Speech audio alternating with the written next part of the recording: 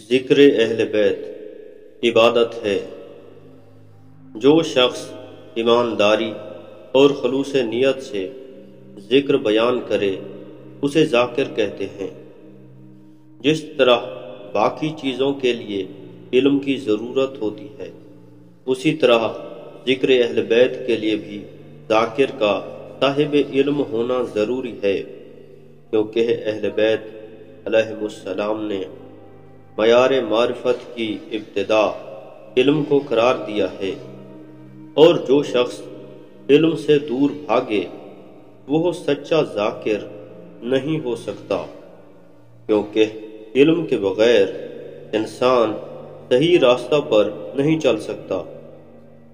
بس جو شخص ذکر اہل بیت سے وابستہ ہونا چاہتا ہے اسے چاہیے کہ وہ علم حاصل کرے اور عمل بھی اختیار کرے۔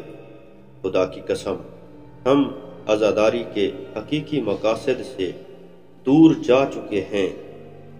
آئیں وعدہ کریں کہ ہم مل کر اہل بیت کا ذکر ذمہ داری سے کریں گے، کیونکہ ایک غیر ذمہ دار شخص کبھی بھی صحیح عزادار نہیں ہو سکتا۔ میرا سلام ہو محمد اور ان کی آل پر۔